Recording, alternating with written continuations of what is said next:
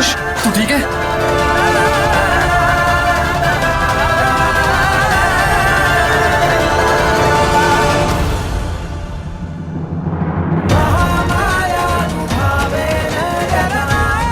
पीयूष बीच में से हट जाओ, मैं औरतों पे हाथ नहीं उठाता।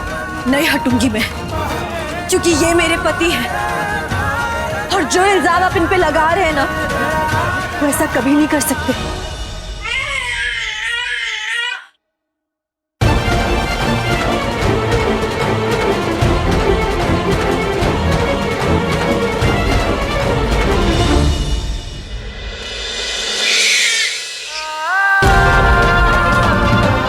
आदित्य, ये मेरा बेटा आदित्य,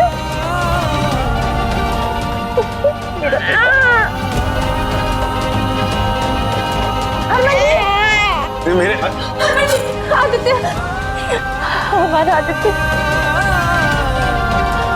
आदित्य,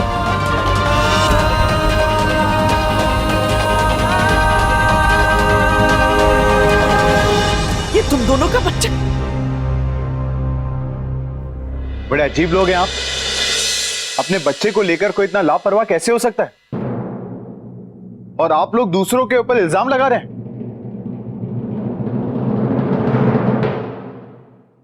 DL1A3550 किसकी गाड़ी का नंबर है? ये तो हमारे पीयूष की गाड़ी का नंबर है। जानता हूं, क्योंकि मेरे बच्चे का किडनैप इसी गाड़ी से हुआ था।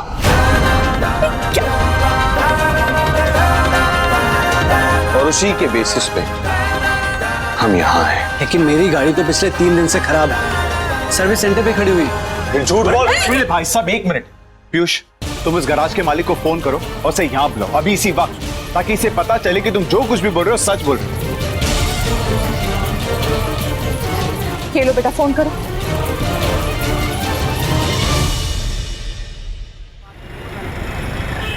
पीयूष भाई सही बोल रहे भाई साहब। इनकी गाड़ी 3 दिन से गैरेज में और उसकी सर्विसिंग चल रही है, और ये रही उसकी रसीद। देखा आपने, अब यकीन हो गया कि मैं सच कह रहा हूँ। हमने सीसीटीवी कैमरा में जिस गाड़ी का नंबर देखा वो इन्हीं की गाड़ी का नंबर है। देखिए, मैं नहीं जानती कि क्या हुआ, किसने किया, लेकिन पीयूष के पास कोई वजह ही नहीं है आपके बच्चे को अगवा करने की। हाँ, और वैसे भी मैं बच्चे को अगवा करके अपने घर पे क्यों लेके आता? मुझे लगता है कि सारे मामले में आपको कोई बहुत बड़ी गलतफहमी हुई है। अच्छा, अब मुझे इजाजत दीजिए। थैंक्स।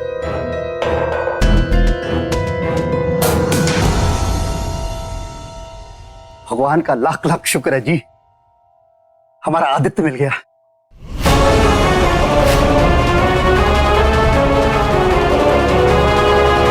भाई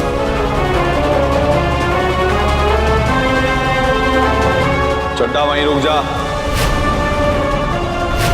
एक कदम भी आगे मत बढ़ाना।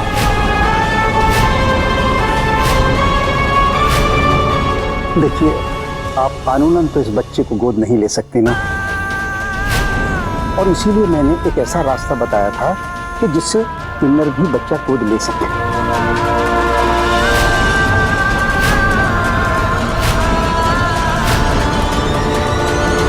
अब वो शर्त पूरी कर दीजिए, मेरा मतलब पैसों का इंतजाम कर दीजिए और बच्चा ले जाइए। हरमन जी, इनकी भी मजबूरी है, और वैसे भी हमें इन्हें साबित करना होगा कि हम आदित्य की देखरेख और उसकी परवरिश के लिए सक्षम हैं। ये हुई ना बात। लाइए सोनिया जी। आपके मम्मी पापा आपको बहुत जल्दी नहीं आएंगे? हाँ,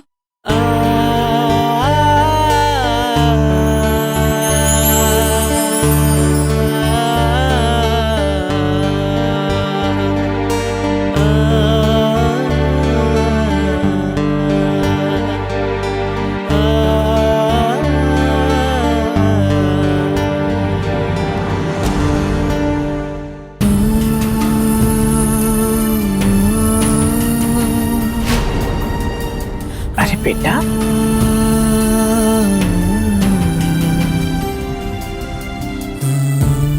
नजरें वो लोग चुराते हैं जिनके ज़मीर कमजोर होते हैं।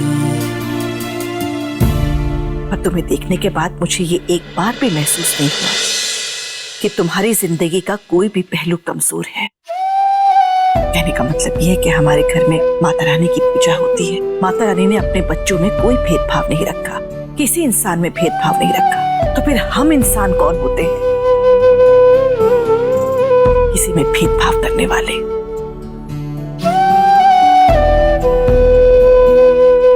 एक माँ की ममता उसके अस्तित्व पर निर्भर नहीं करती। माँ तो वो होती है जिसकी गोद में बच्चा सबसे ज्यादा सुरक्षित महसूस करे।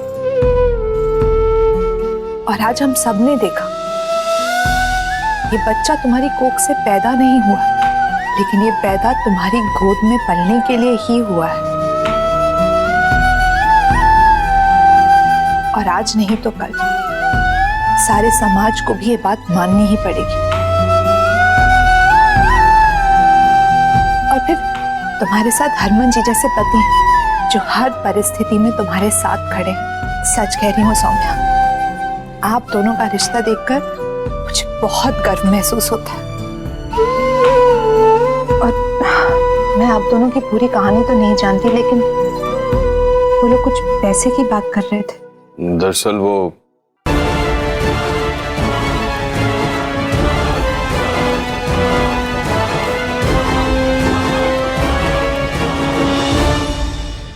अगर मैं कहूं कि आपके पैसों का इंतजाम हो गया तो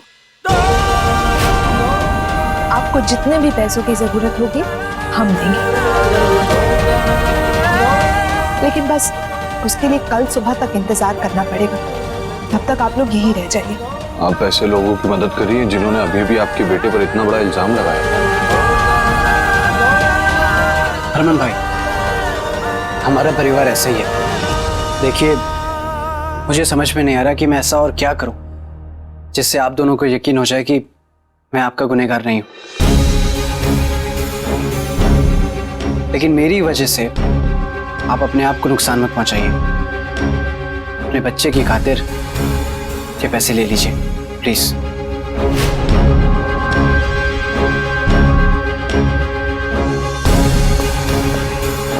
ठीक है सिमर जी, मुझे मंजूर है। क्या कह रहे हैं आप? इस तरह से हम इनसे मदद नहीं ले सकते हैं जी। हमारे पास दूसरा और कोई रास्ता नहीं है। कहां से लाएंगे आदित्य को? लेकिन एक बात अभी तक समझ में नहीं आई कि हमारा बच्चा यहां आया कैसे।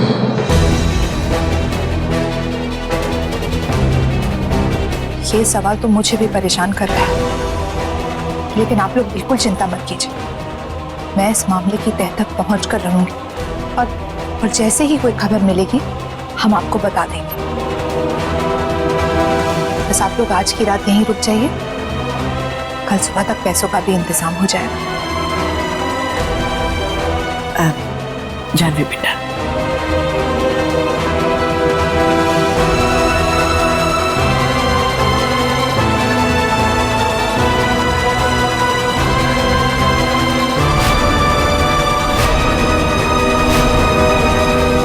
बड़ी चालाकी से हम बच्चे को ले तो आए हैं, लेकिन अगर कल वो पैसे ले आए तब हम कुछ नहीं कर पाएंगे। हरमन पैसे नहीं ला पाएगा, नहीं ला पाएगा।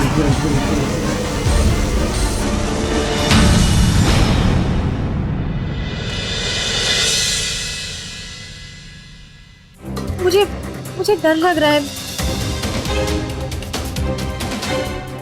रात बहुत हो गई, तुम चुपचाप सो जाओ और मैं कौशल्या जी को फोन करके आता हूँ। उनसे पूछ लेता हूँ कि आदित्य कैसा है। जी चलो सो जाओ।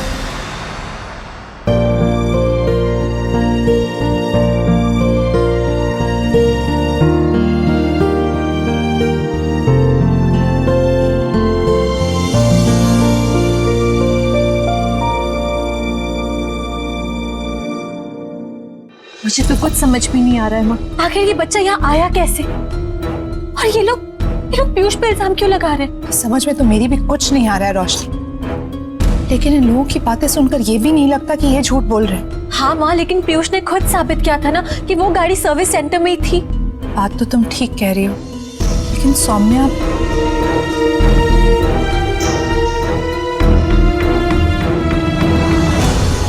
आजकल के जमाने में ऐसे लोगों से मिलना खुशकिस्मती है हमारी रोशनी। इतनी अनोखी जोड़ी है इन दोनों की, प्यार और इंसानियत की एक अनोखी मिसाल कायम की है इन दोनों ने समाज के लिए। हे माता रानी, इन्हें इनके बच्चे से जल्द मिला दो।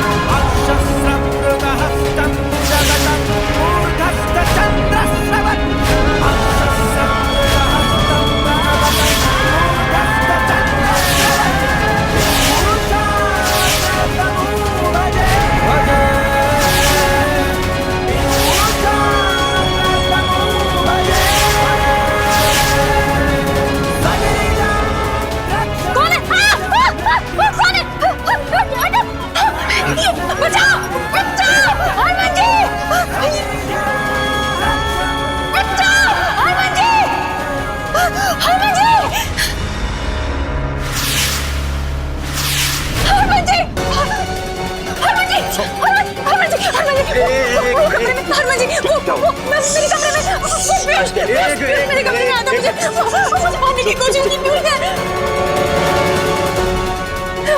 पीयूष, तुम्हें मारने की कोशिश? जी, उसके हाथ में बड़ा सा चाकू था, मेरी तरफ पड़ा। मैंने उसे धक्का मारा और कमरे से बाहर आ गया। लेकिन ऐसा कैसे हो सकता है? पीयूष तो अपने कमरे में सो रहा है। नहीं जी, मेरा यकीन मानिए जी, वो पीयूष ही था। सौम्या रिलैक्स। हरमन, तुम सौम्या को लेकर कमरे में जाओ, मैं पीयूष को देखती हूँ। हरमन जी, मैं कमरे में वापस नहीं जाऊंगी जी, वो पीयूष ही था, मुझे पता है वो पीयूष ही था। सौम्या, मैं हूं ना, कुछ नहीं होने दूंगा तुम्हें, कुछ नहीं होने दूंगा। ठीक है, चल।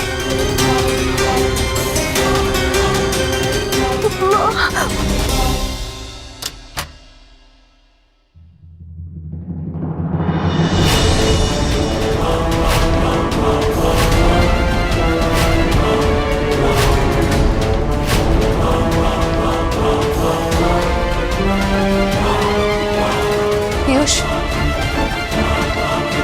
पीयूष उठो बेटा, पीयूष उठो।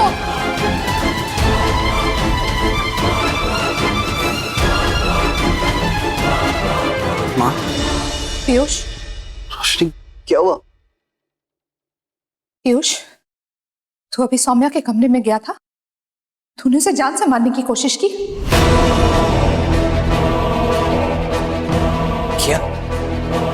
आप ये क्या कह रही हैं? हाँ पीयूष, सौम्या जी ने तुम्हें ही देखा था उन पे हमला करते हुए। आप, इसलिए आपने मुझे नींद से उठाया? वहां आपने खुद देखा ना मैं कितनी गहरी नींद में सो रहा था। मैं उस पर ऐसे हमला कैसे कर सकता था? हम तो तुझसे पूछ ही रहे ना पीयूष। माँ, आप खुद सोचिए, किसी पर हमला करने के लिए कोई रीजन चाहिए होता है। मेरा सौम्या से क्या लेना देना? मैं क्यों हमला करूंगा उस पर? माँ, किसी की जान लेना तो दूर, मैं तो किसी का दिल भी नहीं दुखा सकता। अब तो जानती है ना मुझे। लेकिन माँ, रोशनी, आप मुझे ट्रस्ट करती है ना? आप जानती है ना कि मैं कभी कोई ऐसा काम नहीं करूंगा जिससे आपको शर्मिंदा होना पड़े। हट, तो एक काम कर, तू सो जा। वो सौम्या इतनी डरी हुई थी, इसलिए हम भी। तू आराम कर, हाँ, सो जा।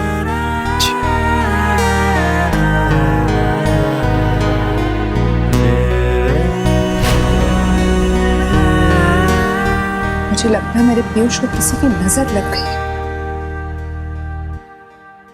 हरमन, पीयूष तो अपने कमरे में ही था, बल्कि वो तो बहुत गहरी नींद में सो रहा था। और फिर सौम्या को ऐसा क्यों लगा? मुझे लगता है कि सौम्या के मन में पीयूष को लेकर किसी तरह का कोई डर बैठ गया है। शायद इसी वजह से उसने कोई सपना देखा। ये भी हो सकता है। ठीक है, सौम्या वैसे बहुत डरी हुई है, मैं उसके पास जाता हूँ।